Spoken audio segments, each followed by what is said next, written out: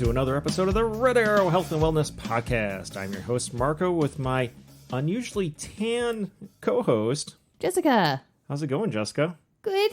Where did you pick up so much color? Well, yesterday we were at my parents' house, and Yes, we were sitting outside on the back porch while my dad grilled some chicken, and three burgers and all sorts of other food. Boy, do they put on a whole spread. They will make sure you're fed for sure. Oh yeah. You three They're not even Italian, and they do that. You three picked the chairs in the shade, and that left me with the chair in the sunshine. And I think that I was sitting in it. I was in the shade by the time the sun came to that side of the house. I had gone inside to watch the Florida State game. And I think I was in that spot for about 30 minutes, and that was enough for me to get some nice color.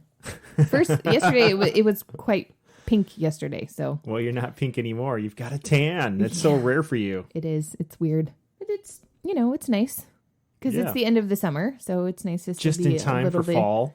Yeah, it's my fall tan. It'll last for like a whole 2.5 days. Hey, Miss Fall Tan, what are you drinking tonight? Or actually, this morning.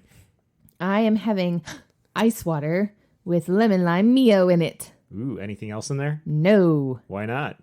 I might have had a lot of whiskey last night. That's why. Why? Anything going on last night besides hanging out at your parents' house? The Florida State game was yesterday. It was.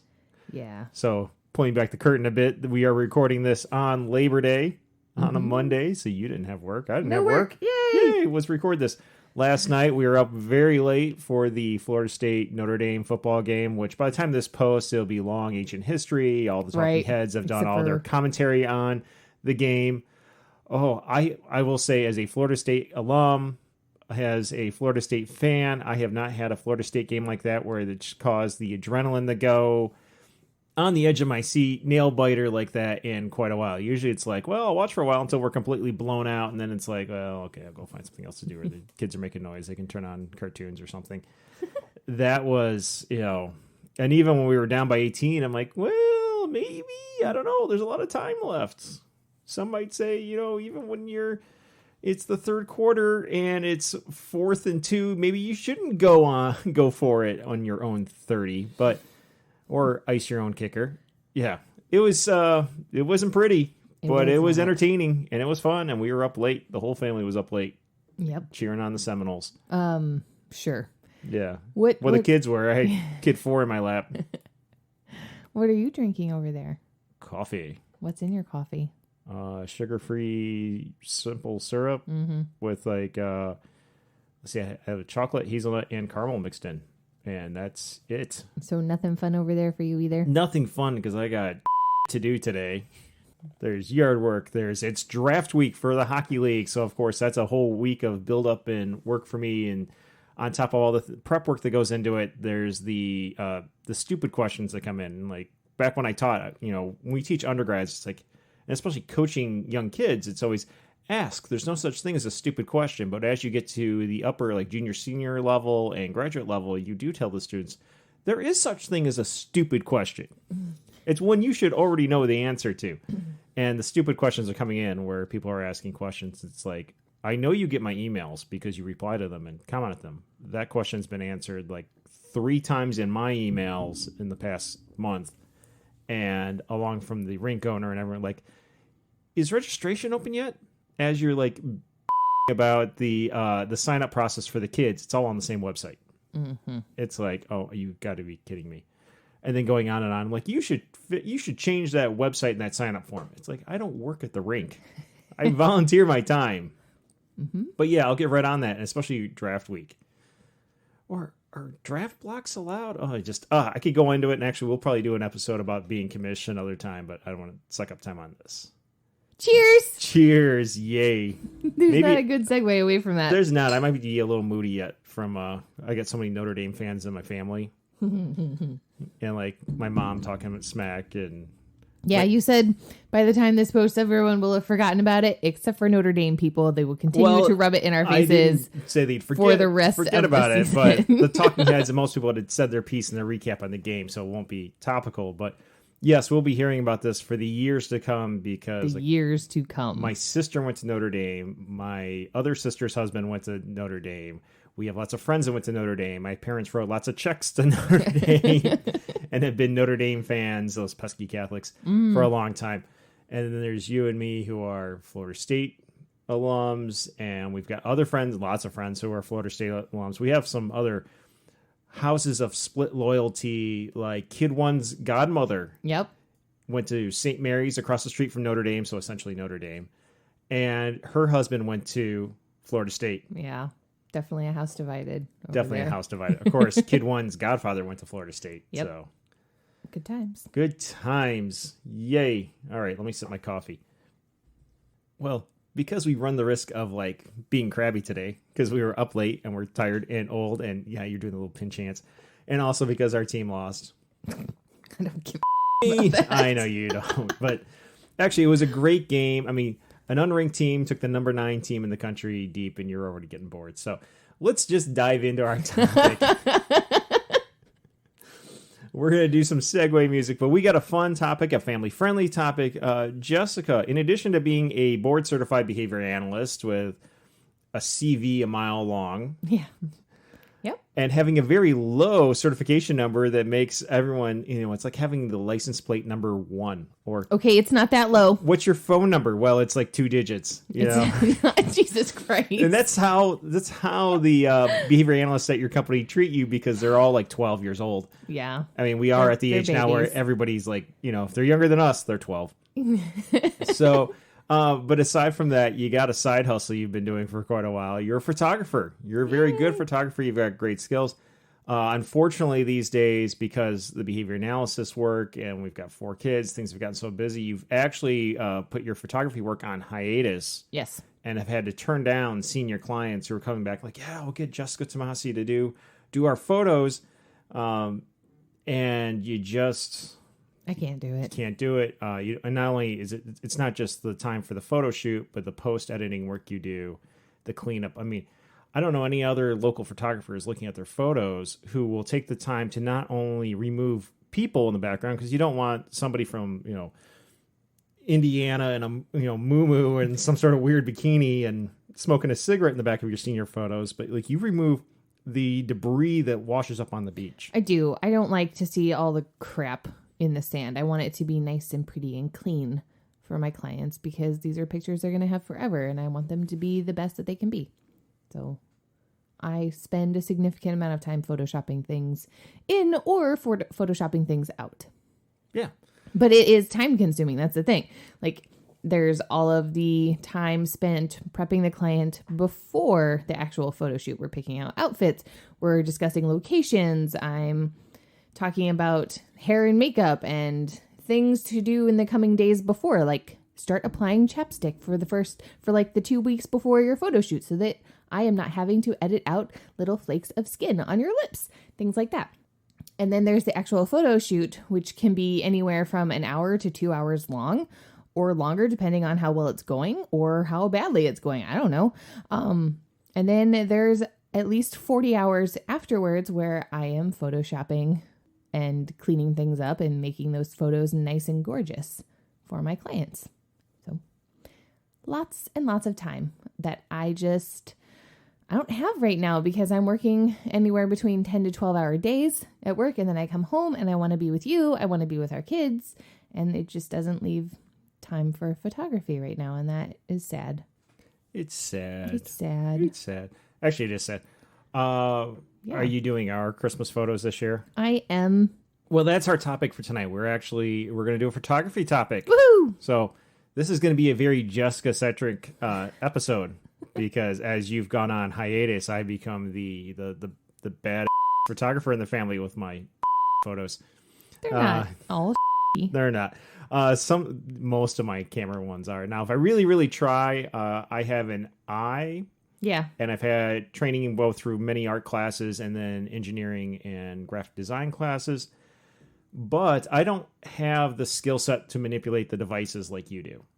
And you just, not only do you have the eye, the mental picture of what you want, you have the skills and know the techniques to then use the device and make that come to life. And that's something that not only did I lack, a lot of people lack. For sure. There's a learning curve with it. And there's a lot of little things you can do to improve that. So this episode is going to be tips from the photographer, and we're going to make it a family photos edition.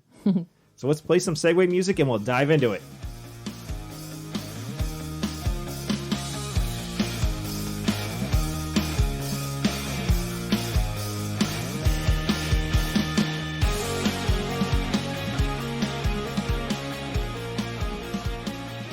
Ready, Jessica?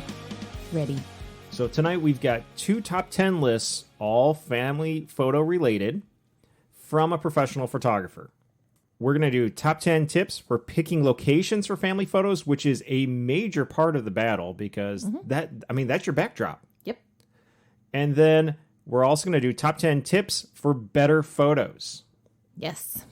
And that's for doing your own photos too, right? Yeah. Because especially if you've got a family, and depending on the size of your family, you've got a budget. You can't be doing professional photography or hiring a professional photographer every month. You cannot. Could. I mean, kudos to you, great. because that'd be awesome. I wish I could do that.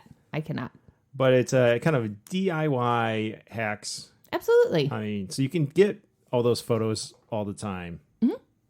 If you have a camera phone, like a smartphone with a camera on it, you can take your own family photos. You have a phone these days. I mean, well, some people don't have cameras on their phones.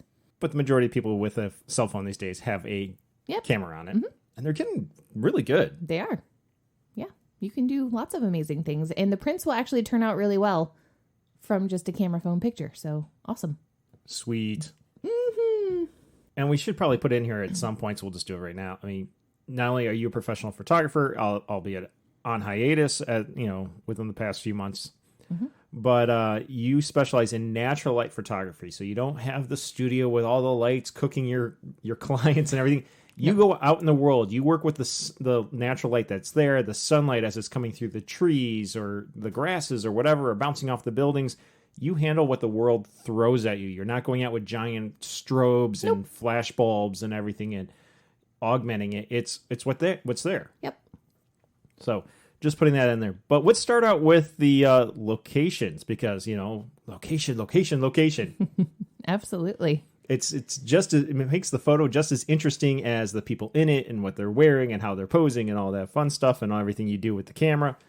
So Jessica, top 10 locations for family photos. Number 1, what do you got on your list? It's the beach. And it's not just, so you think about taking family photos on the beach and you think, okay, we're going to go stand in the sand and we get some water in the background and some sand in the foreground and that'll be it, right? We'll stand there with like the flowy linen shirts and tan pants and shirts, and the guys will have their shirts unbuttoned to like their belly button. Don't forget the Hawaiian shirts. The Fabio pose, and maybe we'll have the wind blowing through their hair. Right. So all of that. Wind changes direction and the hair's going in your face and in your mouth and you're like, anyway. Yeah. So all of that, but also let's think about what else the beach has to offer. So you can have that picture that we just described, but also like the one I described is pretty awful. No, and the one where you've got the water in the background and sand in the foreground and you're just like on the beach. Yeah. But you can squat down, like have your family sit in the sand so that the sand takes up the majority of the photo. Or maybe you guys go and stand in the water so that you've got the sky and the water and hardly no sand in the picture. A lot of beaches have dunes. Go and sit in the dunes, sit in the grass, get those grassy pictures. They're really, really nice. They're pretty. If you are lucky enough to have a beach with a pier, go on the pier or a dock. Yeah, do a dock. Get the boats in the background. Or if you guys have the right kind of pier, you can actually go under the pier and take those really awesome pictures with the waves crashing in and the pylons. Yeah. In the background. As you're moving your hands, the perspective. This. Yeah. Yes, thank you. Perspective. That's the word. So there's. I'm just trying to help because it's an audio only podcast. No. So there's like a lot of things that you can do at the beach. Don't limit yourself to just water in the background and sand in the foreground and there we go. Don't do that. Use every aspect of that beach, and sometimes shoot high and sometimes shoot low. And yeah. I mean, now we're really fortunate here in Michigan, and especially in Southwest Michigan. We live on the Sunset Coast. We have dunes. We've got Lake Michigan right there. We have all the little inland lakes. But what do you do if you're not within driving distance of one of the Great Lakes? So it doesn't have to be a beach. You can go to a river. You can go to a lake, a pond, a stream. Oh my gosh. Stream photos are so much fun because you can hop. Babbling brook? Yeah. Or teeny tiny waterfalls. If you Koi pond work? Mm-hmm. So really we're talking about shoreline with water in the picture. Yeah. Could you put your toes in wherever? Do it. Yeah. Yeah. Actually, what would be funny would be the little plastic kiddie pools, like Target or wherever. I mean, depending on what kind of family photo you're taking, absolutely. It'd be funny. It would be funny, which makes for a good photo because everybody will be having fun and really excited to be doing it. So, yeah, do it. Awesome. Anything else you want to add for beach? And in beach, we're going with the shoreline of water. No. But beach rolls off the tongue a lot better than coastal shoreline, riverbank, stream bank, creek. No, I think that about covers it. Okay. Mm-hmm. Number 2 on your top 10 list of locations for family photos. A local park. So there's, a Parks and Rec department for every single, city. Municipality. Yeah. Like there are local parks in your area. Go out into the world and explore them. They are often very, very beautiful. They have lots of hidden little gems in them. Like you'll have the big giant trees that will explode in color. Or if you're in the South, I'm looking at you, Florida, you will have the great big, I don't know what kind of trees they are, but they have the big giant limbs that will reach down to the ground that you can sit on. And also they've got the Spanish moss in the background and hanging from the trees, which can make for really interesting and fun backgrounds. The palm trees, the sable palm, the state tree of Florida. Sure. Watch out for those bugs though. If you don't have a park like that, but you have a playground, go and hop on the playground equipment and take really goofy pictures that way. It's a lot of fun. Especially I've done the ones that look like a hemisphere of like a grid of metal bars you can climb up. Put the kids up top, have the parents down below. Yep. I shot senior photos on one of those actually last year, and those pictures turned out great, and he had a blast doing that. Look for lots of trees in the area. Trees in the background is always really pretty, especially in the fall. Look for different types of grass that you can sit in. Creeks and little streams, lakes, all can be part of your local park system. So go and explore them. Or like woods with ravines. It looks really cool if you're on the edge of the ravine and there's like lots of things in the background. You've got it kind of implied here, but it's worth noting. Don't trespass. No. Which is why you do something that your municipality puts up because it's generally free. There might be a ticket booth on the way in, but don't go walk on someone's private property because that's just asking for trouble. And you want to create great family memories, not the kind where like, remember when the dude with the shotgun came running out of his house and chased us off his property?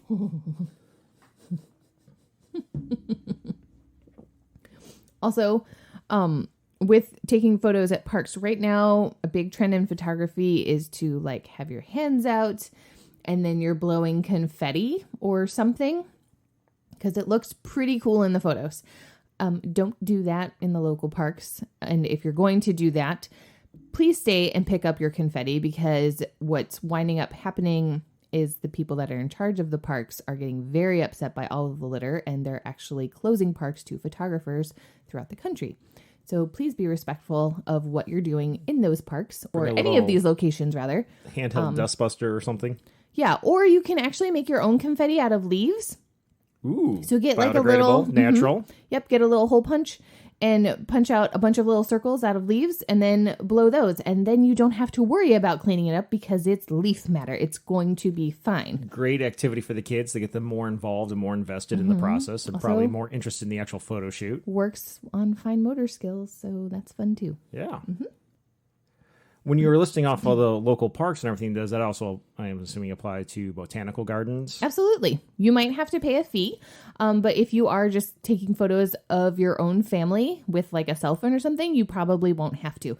But if you're doing that, do be respectful of everybody else that's coming to the botanical garden to take their own photos of the flowers or to just enjoy the scenery without like mom waving her arms in the background, trying to get everybody to look at the camera at the same time. I think something that adds to this too is we're starting to see, definitely in our part of Michigan, but also I know it's a trend across the country, are linear parks. I have no idea what a linear park is. It is a non-motorized trail, bike trail, walking trail, hiking trail. And a lot of them have that nice canopy road look to it. Yeah.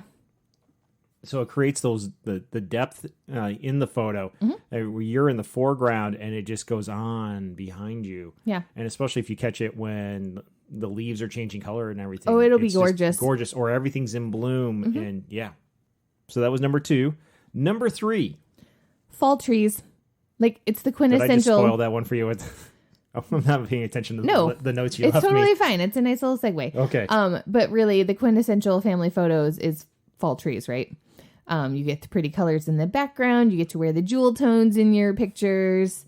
You're not sweating bullets. I don't know. It's you might near be. holiday time, but to get done in time and get them back in time to then put them out in your Christmas cards or holiday cards or Hanukkah cards or New Year's cards or whatever you do, Kwanzaa cards. Middle of March cards because you forgot Festivus Christmas cards. Are Festivus cards a thing? They should be. Yeah. So, yeah, just go and you can explore the local parks. Find one with lots of different types of trees in it. And then, when the time is right, take your family and go. I'm just thinking of like the stupid videos we had to watch when we were about to have kid 1. And like the one, my brother and his wife, they had their daughter a year before we had ours. I swear the videos that he was making fun of it, but the videos must have been sponsored by Boston Market. For sure. Because every time she was like, whatever video was, it was like, it's time. And then they would go to Boston Market and eat, and then they would go to the emergency room to have labor and delivery and have a baby. But it was just like, when you said, please don't die. Trying really hard now. I know you're laughing so hard about it's time to have the baby. The time is right. Let's go to Boston Market first. By the way, we're not sponsored by Boston Market, but we still make fun of those stupid videos that he had to watch. And of course, the other ones we watched were like, one of them were like the doctor standing in the doorway and the baby's already like, he's like, I think it's time to have a baby. Like, no kidding. The baby's like halfway out. Yeah, those videos are. And the doctor was wearing big old cowboy boots because it was made in Utah. Yeah. Anyway. Okie dokie. Okie dokie. So speaking of fall. Yeah. So go and find the place that's going to have the trees and take your photos there. But also, if you are lucky enough to live in a place with mountains or really, really high hills, you can incorporate that, especially if they are covered in trees with fall colors. Like, that's going to look amazing in your photos. If you don't have a park that has access to fall colored trees, drive around on some roads. Find like an empty, I don't know, like, never mind. We're not going to trespass. Yeah, we're not trespassing, so never mind. Yep. Groovy. So we have beach, shoreline, coastal stream, riverbank type thing. We got local parks, which led into areas with fall leaves, fall colors, which also actually the back to school shopping that matches all the colors that are in the stores right now too. Fits very well. But that's all kind of like country, nature, everything else. Jessica, what's your number 4 tip? Urban areas. Oh my gosh, do I ever love taking photos in an urban area. For this, you'll need to go to like an older part of town or an older city that's got lots of buildings that maybe are being renovated, or some of them might be falling down, really old. You're looking for really old brick or really unusual building architecture or things. Why are you smiling creepily at me? Shiplap. Okay. Yeah, actually, you want to find some shiplap because it looks really nice in the background of the photos. It's like the HGTV drinking game. Every time somebody says shiplap, take a shot. And if you're watching Fixer Upper, you're going to die. Yeah. Be completely smashed by the end of the show. You will die of alcohol poisoning. Old brick roads are really fun. You can have your kids sort of like kneel down on the road and take the photos from above so that have lookouts and hopefully you want to do that. Don't get run over by a car. Ivy covered walls are really, really fun, especially if you've got like some ivy and some brick or some metal, like get a combination of both in the same frame. Old stairs, especially the old metal ones, are really fun. Interesting brick. Alleyways. Oh my gosh. If you can find an awesome alleyway and you get the time of day just right, your light in that alleyway is going to be amazing for your photos. What about old buildings with like old wooden siding where the wood or the paint is starting to peel and chip? I mean, also obviously, beautiful. Watch out for little kids because that's probably leaded paint. But I'm like Debbie Downer on this episode apparently. But I'm trying to like also cover our ass a little bit. Well, definitely don't let your kids eat the paint, especially in an old crappy part of town. To be fair, even if it's latex paint, lead-free latex paint, don't let your kid eat the paint chips. We're not eating paint. Look when you're in the urban area. Like, you definitely want to go and do a little bit of exploring before you bring your entire family to go and take these photos. Plan out the spots that you want to shoot at. Look for those interesting details that'll make for really unique backgrounds and utilize those in your photos in this particular spot. I think the phrase we're going for is visually intriguing. What else do you got for urban areas? That's pretty much it. Okay. So that was number 4. So number 5. Number 5 is sunflower fields. And what about sunflower fields? They're gorgeous for photos. So this is going to take a little bit of prep work beforehand if you're wanting to do this. You're going to need to look up your local farms. And specifically, you're going to need to find out, are they even growing sunflowers? And if they are, when is the expected bloom date? Also find out if they have different crops of them. I know that the local farm that I really like using is Thistleberry Farm in Indiana. They have a couple of different sunflower crops that they grow throughout the summer, and then one in September that blooms, and it's gorgeous. So pretty. So you're going to want to find out the months of the expected months that they'll bloom. So those who aren't in tune and don't have a green thumb, there's multiple rounds of this. Like if a farm is doing it, assuming they're still planting, it's not one and done for the year. Well, I mean, some of them are. But it's not like the cherry festival out in DC where like, you either catch the cherry bloom or you're out of luck. This is potentially one farm could have, like a midsummer bloom, and then those go away, and then there's a September bloom, and you've got a few opportunities at these locations who do this. Yes.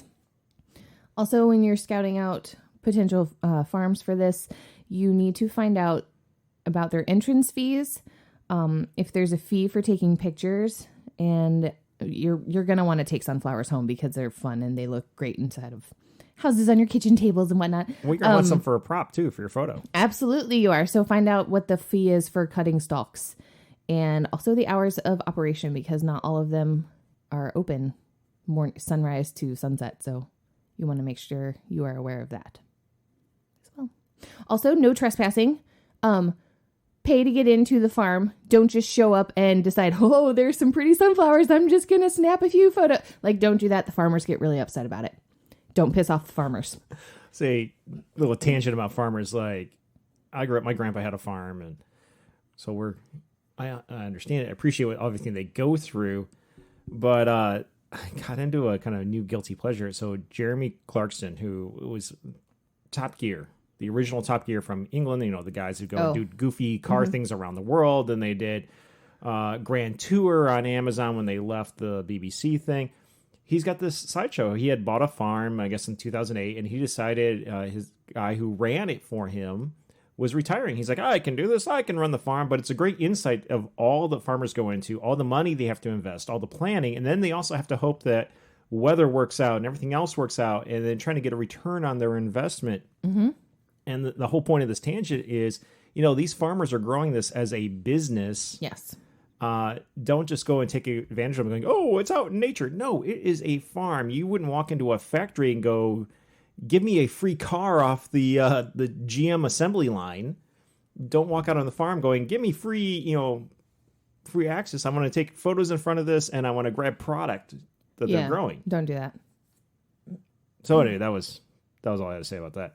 Awesome. You did this. You took Kid 1 off to a sunflower field for a photo shoot with her and one of her friends a while back. Yeah, I did. Geez, pre-COVID. Was that 2018, 2019, somewhere in there? Sure. But they had a blast. They had so much fun. We put them in the flowy dresses and they like coordinated their outfits together, which I was not expecting, but it's nice that they did that. And we paid the fee, went in. Thistleberry actually gives you cutters when you go into the field so that you can cut your own flowers. And they teach you how to do that correctly, so you're not going to damage the field. But they basically turn you loose and they're like, yeah, pick a spot, take all the photos you want. We have different photo props set up for you so you can take advantage of those. Or if you don't want to, like, you can bring your own stuff with you.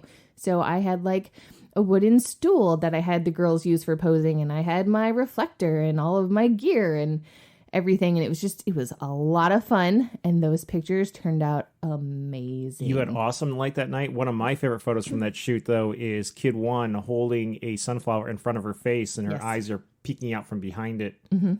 Yep. It's just, yeah. I desperately want to take everybody else to the sunflower fields and take photos of them. I don't know that the boys will cooperate as much, but they would be. Well, that's true for any location, though. Very good point. Yes.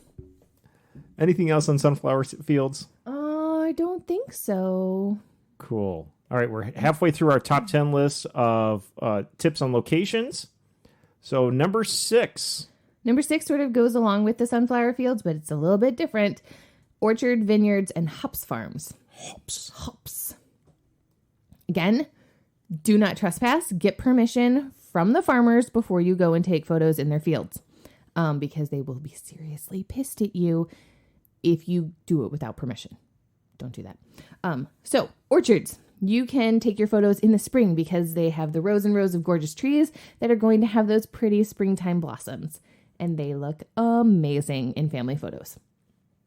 In the summertime, you can use the orchards for the pretty green leafy photos on the trees, as well as if you do in the vineyards, you'll have all those pretty grapevine leaves as well. But and also both because the orchards are in rows and obviously the vineyards are in rows. Yeah, you get that visual effect. Yes, you get a very nice perspective. Sucks you into the photo. Depending on how you arrange your photo, it will draw you right in or leave you wanting more or whatever.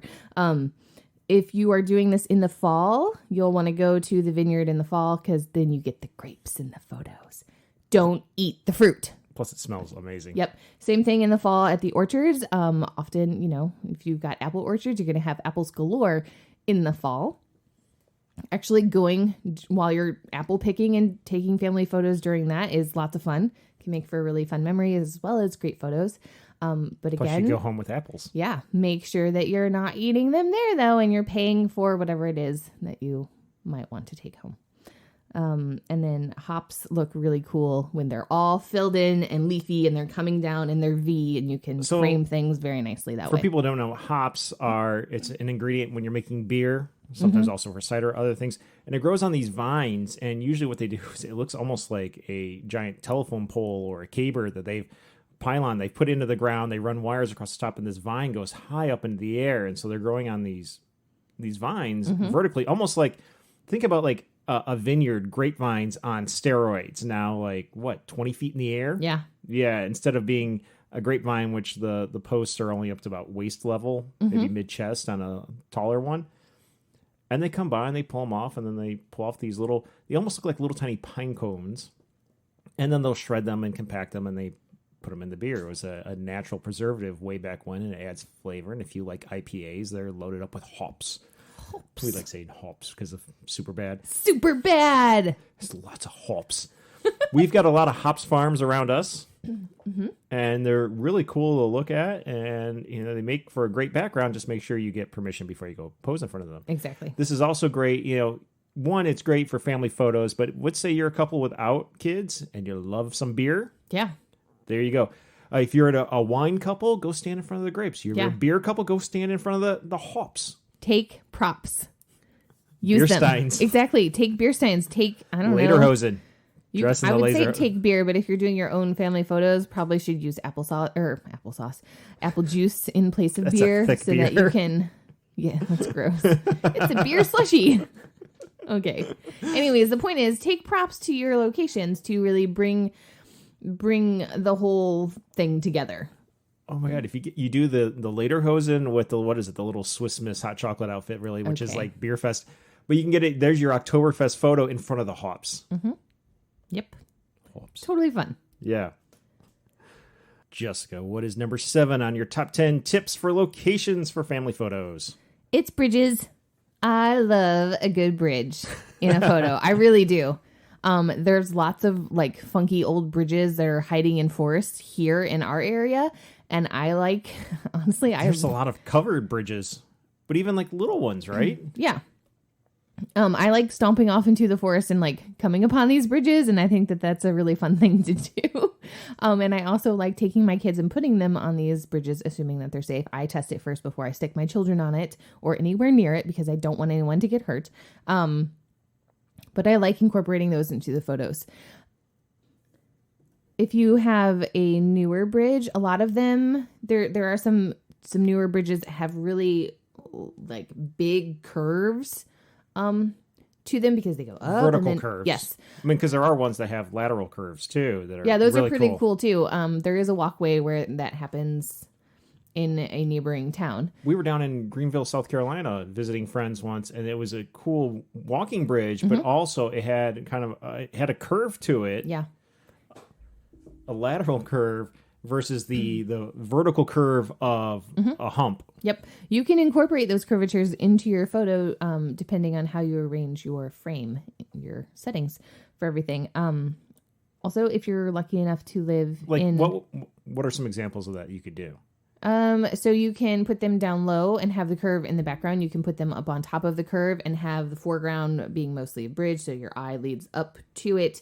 I really like taking my seniors and putting them along the rails of the curve and then adjusting my frame so that they're either at the top corner or the bottom corner, either at the top corner or the bottom corner, depending on what I'm looking for. You can have them sort of standing sideways, but out, depending on how wide the bridge is. If it's a narrow bridge, this isn't going to work. But if it is a wider bridge, you can have them farther away from the rails in the background, and you can blur them out that way. And so you get this really nice color gradient in the background. And in terms of materials, we've got stone bridges, we've got wooden bridges, we've got steel bridges. Oh, yeah. There's all kinds of different bridges to choose from. You could also, if it's a smaller one, have the bridge in the background like an arch and actually be on whatever. I mean, obviously it's probably over a stream, a road or something, but be down on the below. And so you've got that behind you. Yeah, almost like definitely. a rainbow behind them. It's a rainbow.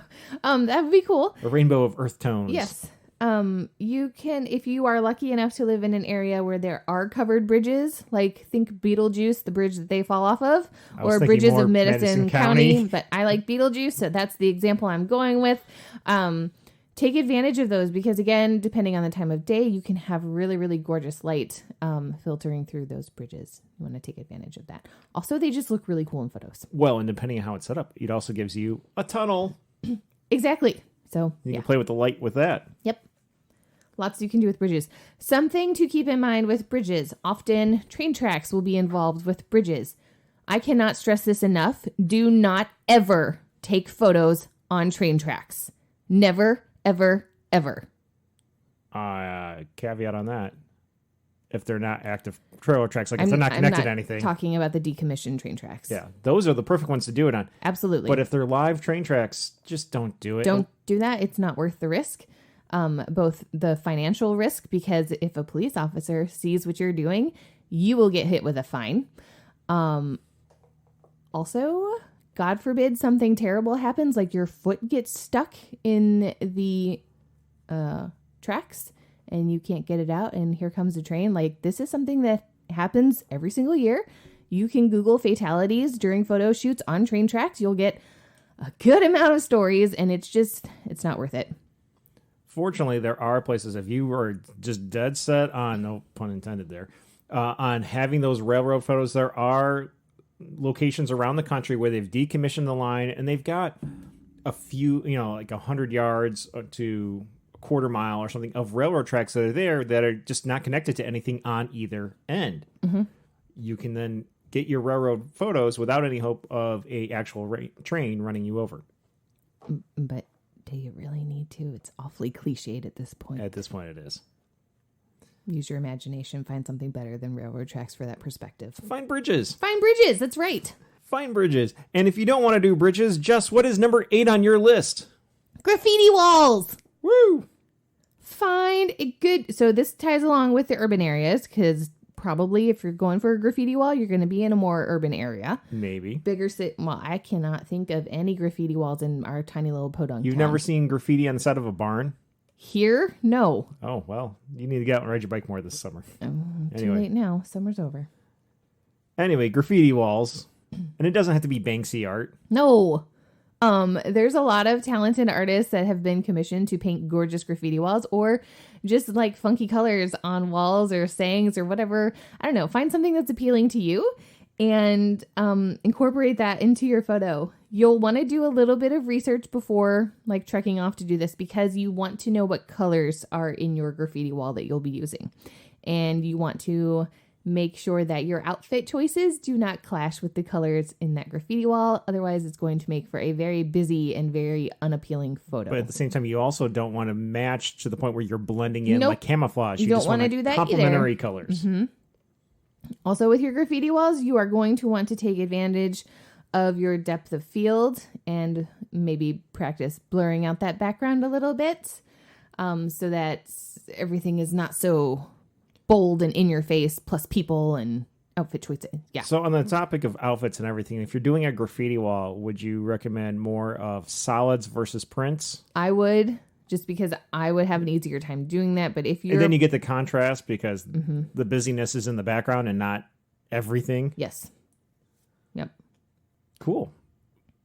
Anything else about graffiti walls? No.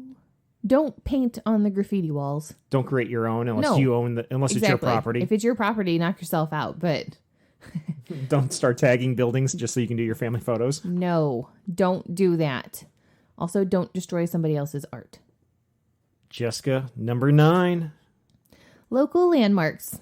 These are really fun to incorporate into your family photos.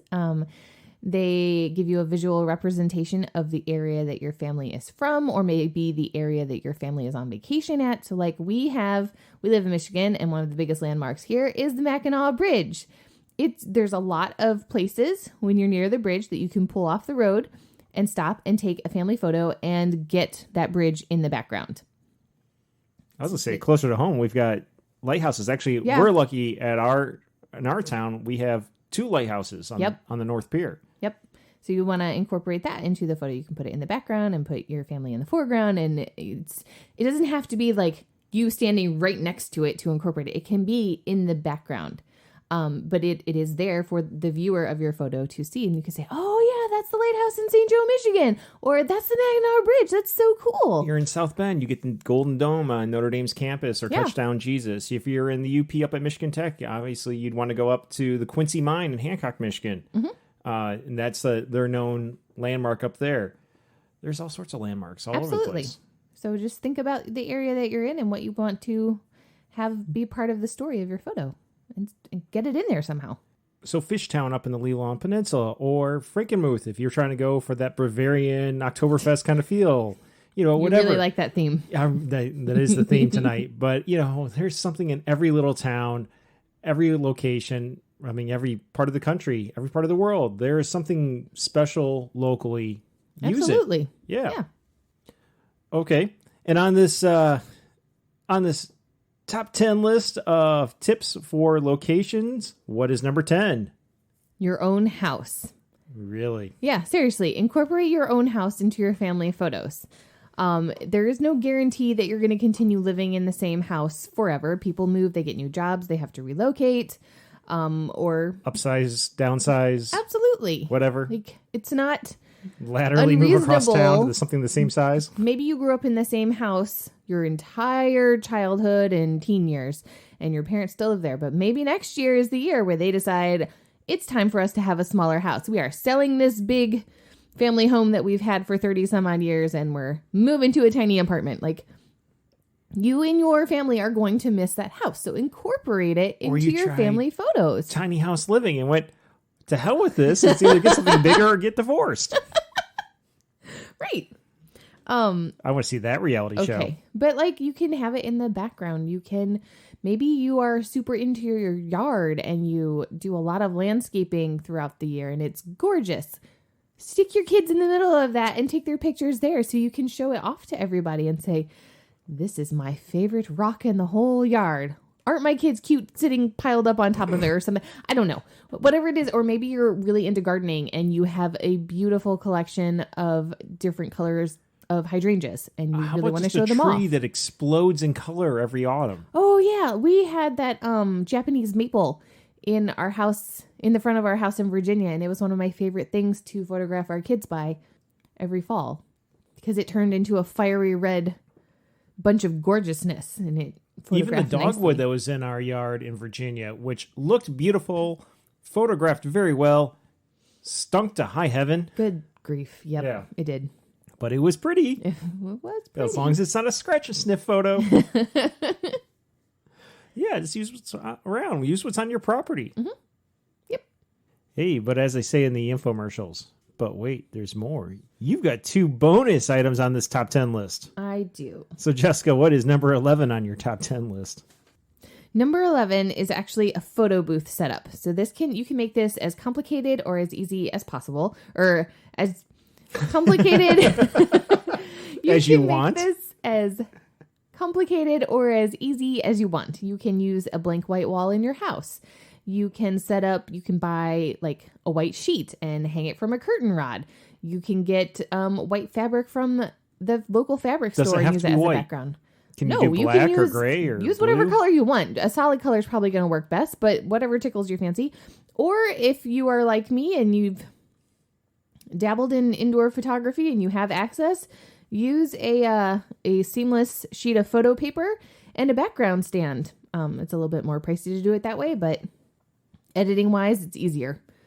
Anyways, so then grab some fun accessories like oversized sunglasses or party hats or something, or maybe you want to use a theme. Maybe you and your family are going to do something like the ugly Christmas sweaters and in your photo booth setup, or everybody's in a bathing suit or something ridiculous. Everybody's in a sweatshirt for their university or high school or elementary school. Yeah. Just go with a school jeans and a sweatshirt. That's a great idea. Just something. And have like a little prop from your school, one of those little pennants. And even if it's one you just print it out and you cut out. So Stick it on a stick. Yeah, the triangle's on a stick with your school name. It's a lot of fun. It can be a really fast and easy way to take a family photo. We did mustaches one We Christmas. totally did mustaches. It was great. Now, we didn't have Kid 4 yet. Kid 3 was 1. I think he was 2. I think was he 2 or is he? Yeah, he might. I don't know. Maybe He might have been almost 1, almost 2. Anyway, he had trouble holding the stick by his mouth, so we ended up just taking a piece of masking tape, rolled it over, and just taped it to his top lip. Yep. And then, of course, I made him like scrunch up his face and make a little face, which went perfectly with the little mustache we put on him. Yeah, it was so funny. He looked like a stuck-up little He looked like an British man ex-president. from the 1850s. I don't know. So you can have lots of fun with this idea and make it your own, and it'll be a fast, easy way to get those family photos knocked out and ready for your Christmas card or whatever kind of card you're sending. Or just send the photo. Yay! Yay!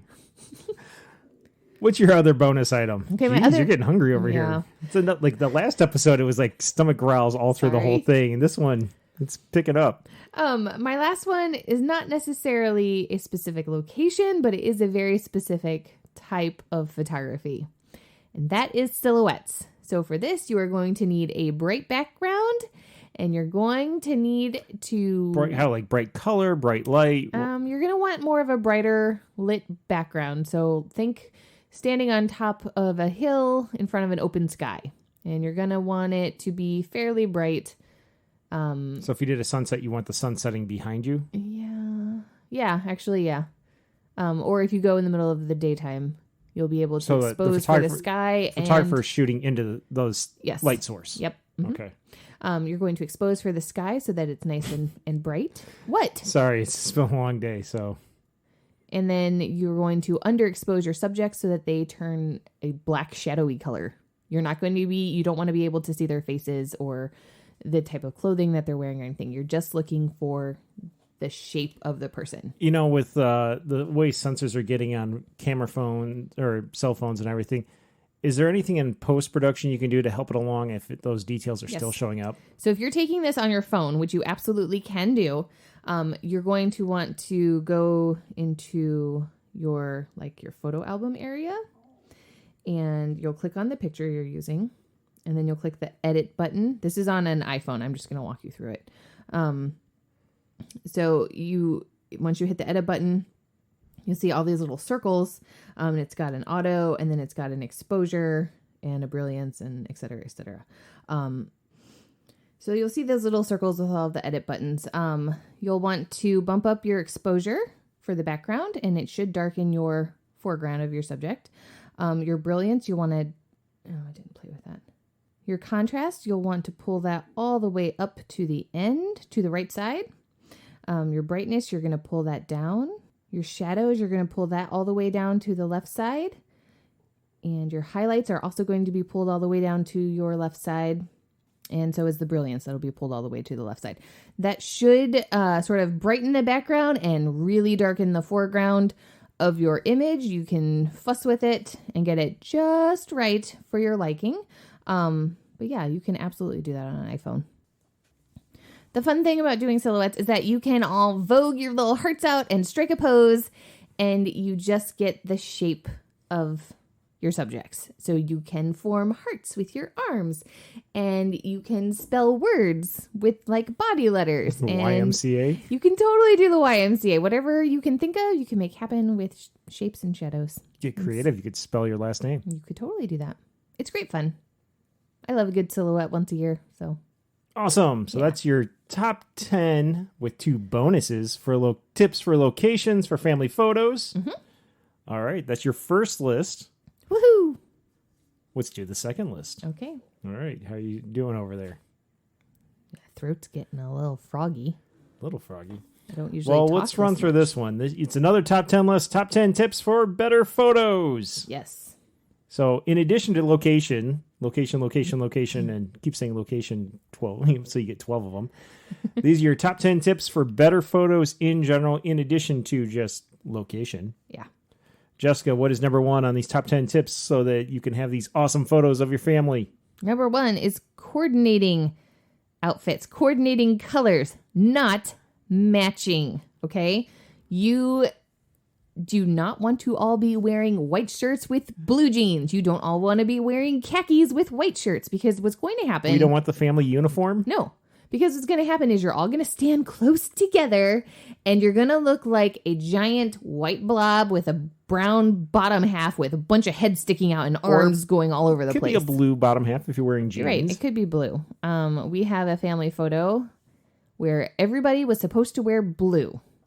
And we look like a giant blue blob with a whole bunch of heads. There's a history of that in my family. We have one we did when I was in middle school where we had to wear blue jeans and some sort of bluish colored shirt, sweater, whatever. And it's a blob of shades of blue. Yeah. And then, of course, that was the follow-up family photos where everyone was supposed to wear navy blue with khakis. It's a blob of navy blue and khaki. It's too much. Also, everybody... You see some heads of the kids in the blob of blue. Everybody in your family is not the same. Why would you dress everybody in your family exactly the same? Use your outfits to display your personalities. Also, the more colors, the more fun.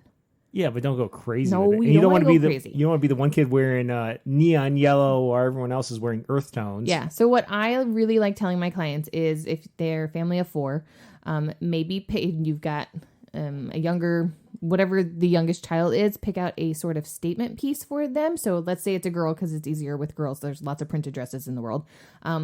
Put that little girl in some sort of printed dress. Maybe it's got flowers on it, and it's got 3 or 4 colors. You've got the background, like the base color of the dress, and then the flowers are one color, and the leaves are another color, and the center of the flower is another color.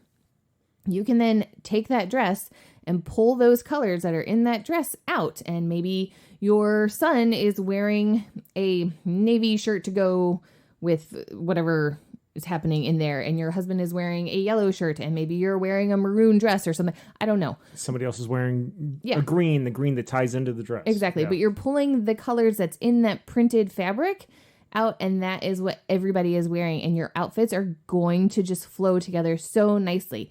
And you're also going to be like, mom is in, you can clearly see all of mom. She is well defined in her own little outfit and color over here.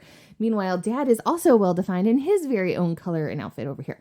Or if you don't like that idea, pick 2 to 4 colors that you do like, and everybody can pick various pieces. So maybe like white and like a teal color and black and white.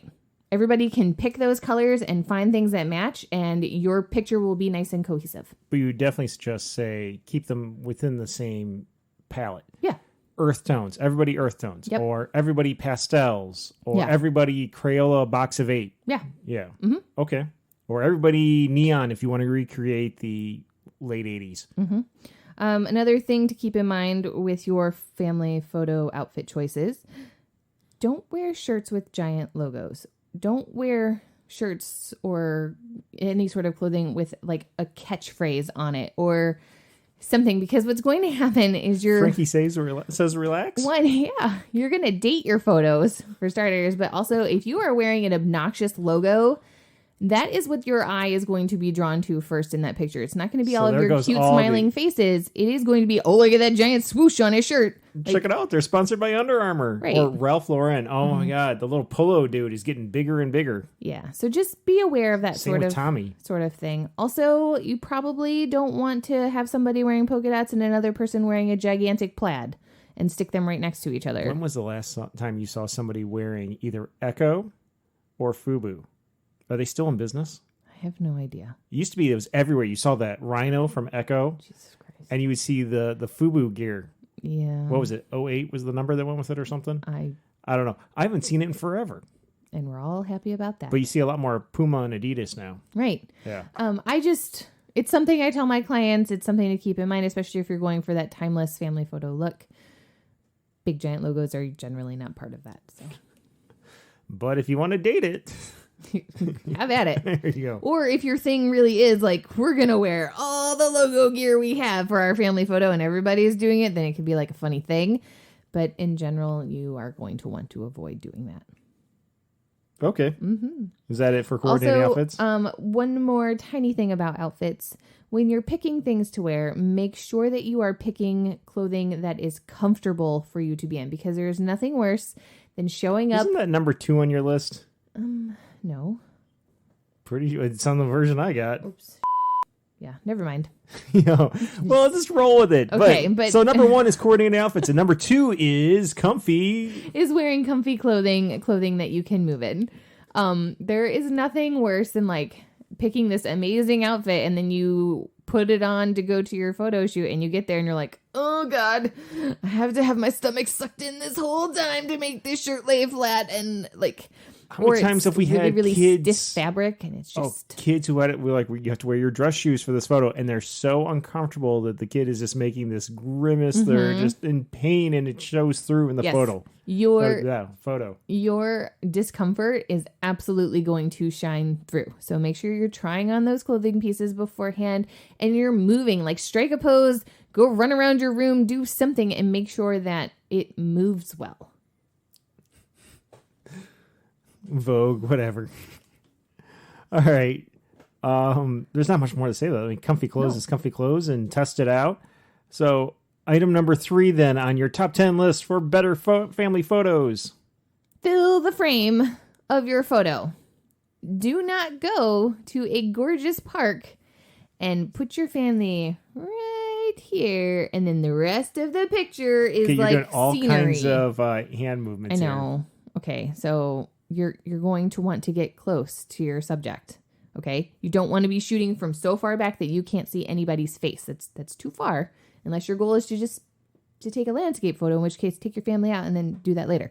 But you need to get close to your family with either a full body shot portrait, or a like a mid chest up portrait, or 3/4. Right, I don't know. I gotta ask. Yeah. Since last summer you had a fisheye lens, and we did one.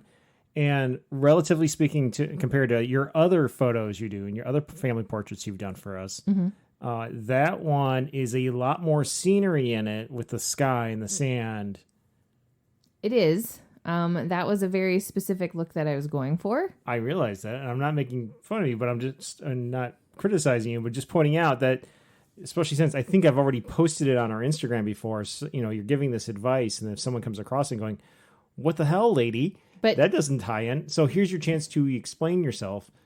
Yeah, if you're going for a specific artistic look, there's always exceptions to the rules, just like the other part to this, number 3 is to use the rule of thirds. Well, sometimes you're just going to break the rule of thirds and you're going to stick your subject right in the middle and it's going to be amazing. Rule of thirds, you spoke about this in a previous episode. I can't off the top of my head remember which one, but what is the real rule of thirds since we're doing a photography episode? You break your frame down into a grid. You've got your top portion, your middle portion, and your bottom portion. And then there are 2 vertical lines. On the iPhone, it usually does this for us. There's like right? a grid option that you can turn on and off. But the general idea of the rule of thirds is you want to place your subject into one of those areas where the lines intersect, because it will help draw your eye and help you compose the image in a very lovely way. But again, there's always exceptions to the rule, and sometimes it's okay to break that rule. Okay. And then with the filling the frame, I mean, obviously you want some of that scenery in your frame. You do. That's why you pick the pretty location. But you don't want the family to be like a Where's Waldo hidden in the distance? You don't. Unless that's what you're going for and you break the rule because that's what you want to do. And you guys are all dressed in red and white stripes. Actually, that'd be kind of funny. That would be hilarious. Get some round glasses. Especially if you have a family pet. Mm-hmm. And then somebody dresses as a wizard. Yeah, it'd be great. All right, but I think people get the point. So what's number 4 of your top 10 tips for better family photos? Time of the day so that you can have the best light. The best light does not happen at 12 o'clock in the afternoon when the sun is high in the sky. The best light happens when the sun is low in the sky. So think sunrise and sunset. That is going to give you the most magical golden light. It is also going to provide longer shadows, which are very flattering to facial features as well as body shapes. And it's going to even out your skin tones and make things really, really, really nice. So a really simple way of illustrating this is actually if you have a flashlight and you go into your bathroom, in a dark bathroom, and stand in front of the mirror. If you just take that flashlight and shine it right above your head so that the light is shooting down on your face, look in the mirror at what happens, and you will see that you have gigantic circles underneath your eyes, on the sides of your nose coming down to your lips. And if you have any sort of like smile lines in your mouth, those are going to be drastically enhanced by that light, same as the shadow underneath your chin. So that will sort of give you an idea of what you're going to get at high noon outside. Don't do it. Take that same flashlight and move it farther away and over on the right side as well as on the left side, and you will see the shadows start to move in more flattering ways. I was thinking, lighting aside, midday, your photo shoot is now standing between people and lunch. Yeah. And I've learned, I may not be a professional photographer like you, but I've given enough presentations and talks to know that you don't want to be the speaker that stands between a room full of people and food. Nope. And ditto for nap. If you've got tiny kids, tiny people in the photo, if they are still nappers and they nap after lunch, you're on the glide pattern into nap time. Yep. And all of a sudden now you're expecting them to do things and pose and cooperate, and odds aren't in your favor. Nope.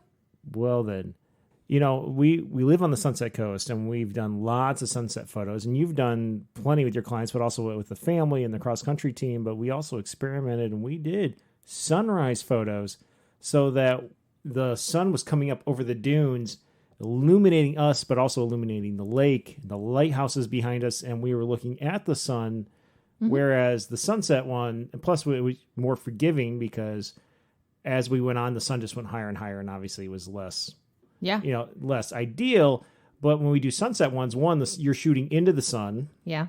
And when it turned us really into silhouettes, but also there's just, if we run out of time, it's pitch black. Right. And the camera that I currently have is doesn't do so well in pitch black dark. But the other part to that, with sunrise versus sunset. So the beaches are fairly empty here at sunrise. Sunset, they were always packed. They are always packed because everybody's like, oh, I'm going to go watch the sunset over Lake Michigan with the lighthouse. Long walks on the beach and hold hands and photobomb everyone's photos. Right, and it is all of that, and it's lots of fun. But sunrise, there is nobody else on it. Maybe one or two other people on the beach. Some random dude with a metal detector or somebody out for a long walk looking for beach glass. Yeah. They're going to stay out of your way. You're going to have the entire beach to yourself to do whatever you want for a good amount of time. Because one, people are still in bed. And two, it's cold at the beach in the morning. Well, relatively speaking. Yeah. Yeah. Cool.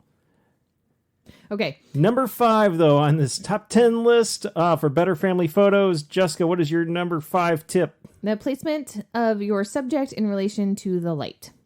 So unless you are going for a silhouette, you are going to want to have your light source be in front or to the side of your subject, not behind your subject.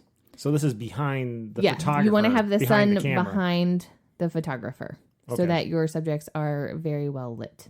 Otherwise, you're going to get underexposed subjects, and it's... Why do you keep laughing every time I talk about light? Because depending on the family, they might be lit. Yeah, that could make for an interesting photo shoot if they've had a few drinks. Yep. Yeah. Anyway. That's it. Just watch your lighting so that your subject is well lit and you don't have a lot of stuff to do post-production of your photos. You don't turn them into a silhouette unless you're trying to turn them into a silhouette. Unless you're trying for it, and then in which case, flip that advice. Groovy.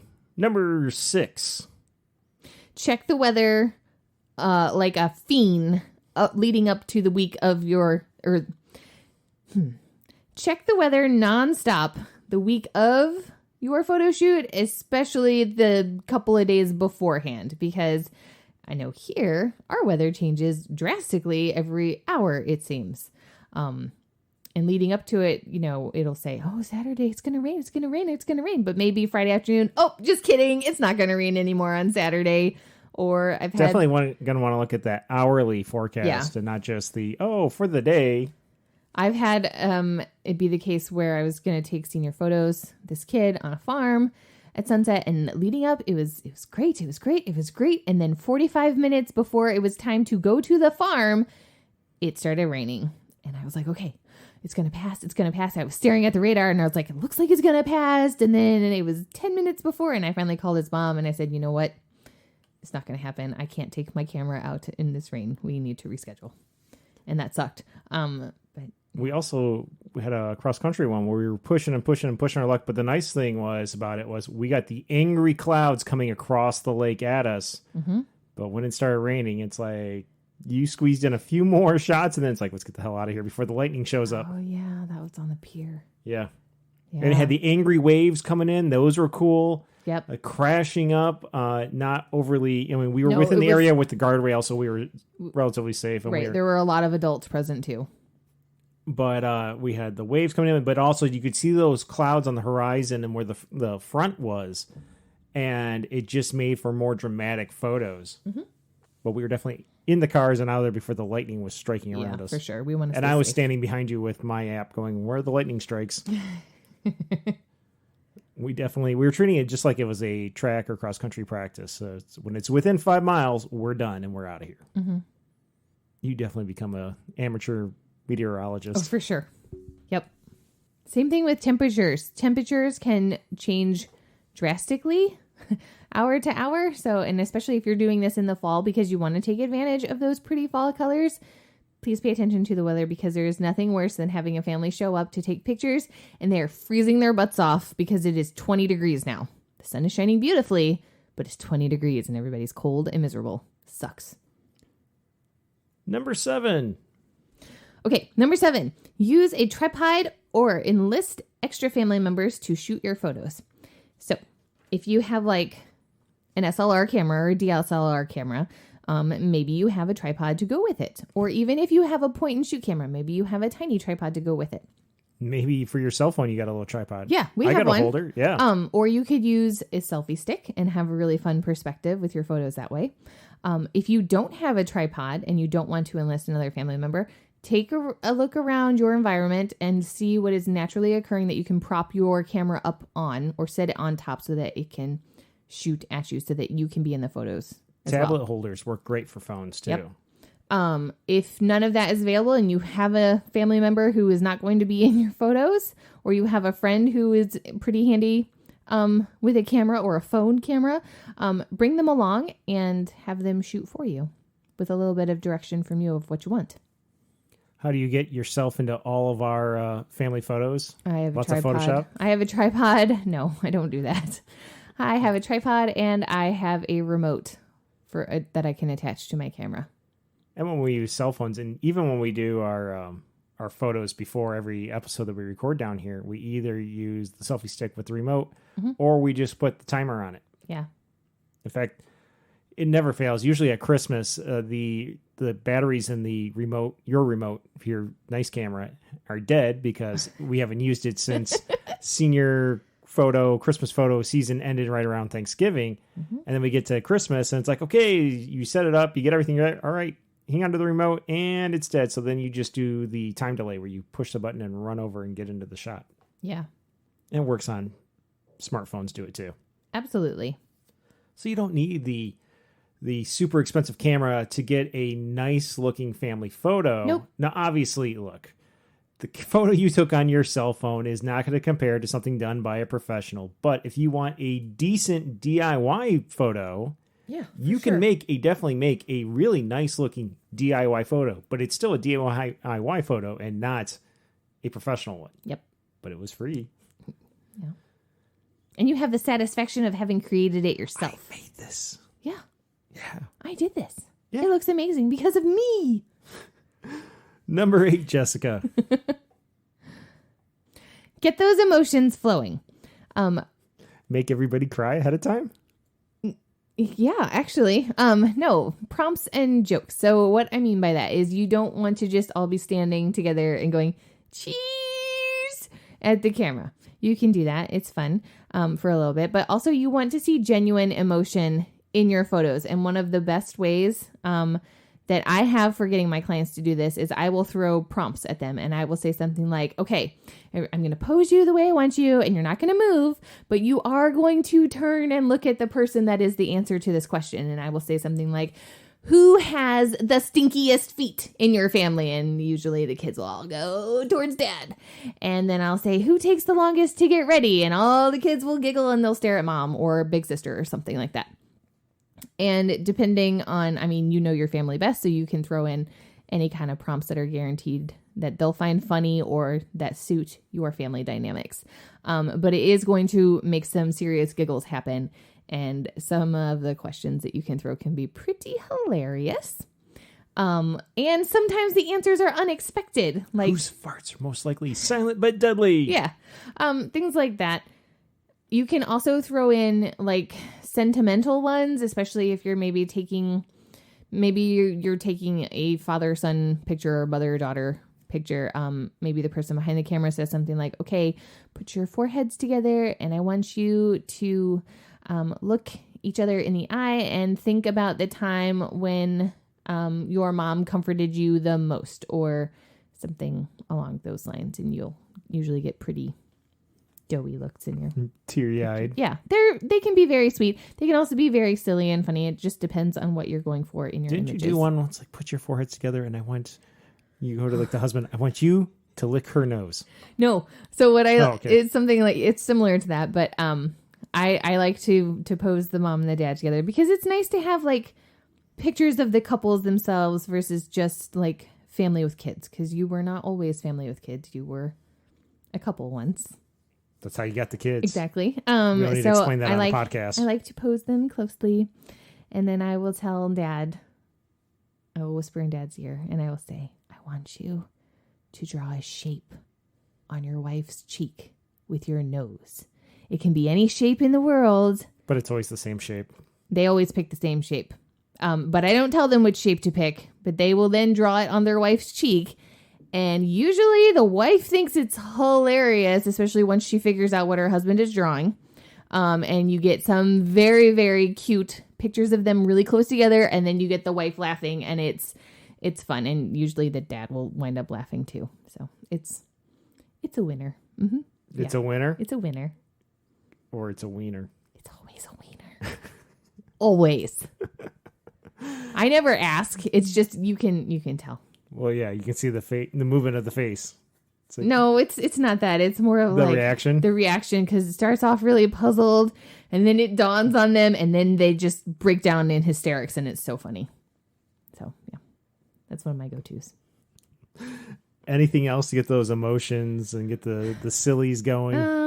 I like to have them do something ridiculous. I think for one of my photo shoots, I had everybody stand as close as possible because I told them we were going to be taking a photo of all of their shoes together in angled form. So like the youngest kid was in front, and it led back to like dad because he was the oldest in that family, and it made them stand like this, and then they had to hold it, and it was ridiculous and funny, and it got them to loosen up, and it got those giggles flowing, and then we had a really good time after that.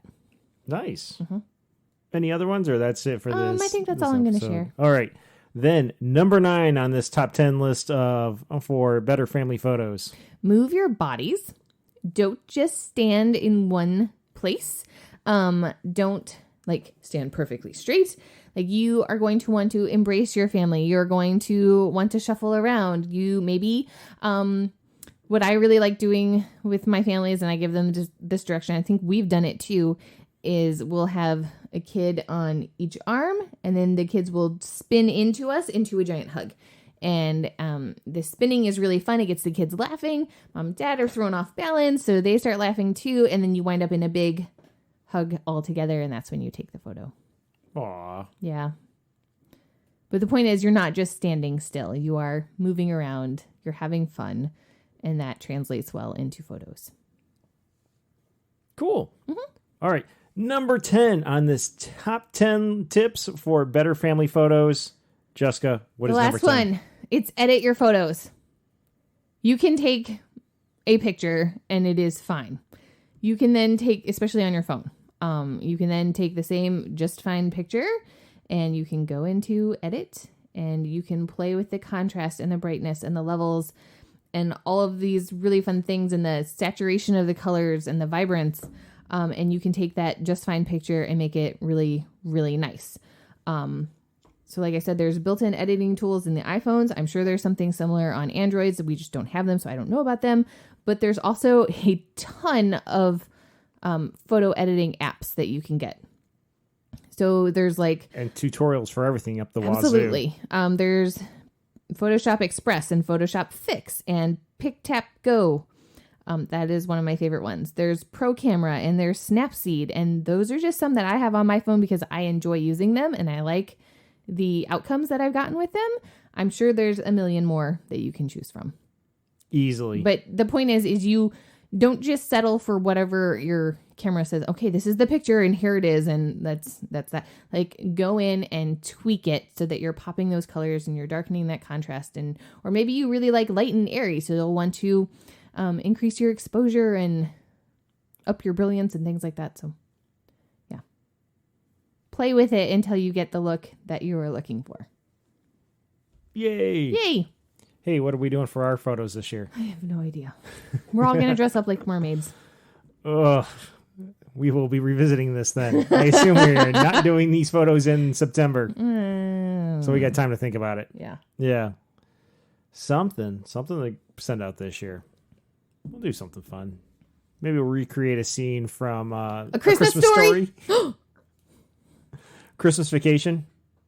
It would have to involve a squirrel. Or the bowl. Ew. Yeah. That sounds yucky. No thanks. Well, that's why that scene's funny. But I don't know. We'll figure out something. Mm-hmm. All right. But these are 2 top 10 lists. One of them had the actual 12 on it. So this will be probably a first. We can revisit this topic again. You can do more photo tips or people how they can do their DIY. And even if you are working with a professional photographer, this can help you with the outfits and getting ready for that photo shoot, especially if it's one who isn't providing a lot of input on how to show up to the shoot. But hopefully they are, because the good ones do. I mean, that's part of what you're paying them for. Right. So. But it also gives you something so you can do these shots on your own, or like, wow, we're somewhere, it's beautiful. Hey, we're out hiking. We've got this beautiful scenery. Yeah. Let's make the most of it. Yep. You're not going to go turn around like, let me call a professional photographer and have them helicopter out here and out into the woods and do the shoot, but you got a phone, and that's how you just get those great impromptu photo shoots. Yep. Awesome. Well, we'll have to figure out something for us. But in the meantime, I got to get going. Start slow cooking dinner. Yum. So this has been another episode of the Red Arrow Health and Wellness Podcast. We drop episodes Mondays, almost every Monday. This has been episode 80. There are 79 other ones to go back and listen to. Yeah, we're at 80. Wow. We can go back and listen to them together. No. Aw. Anyway, this one's been fun. That was so fun. Until next time. Bye. Bye.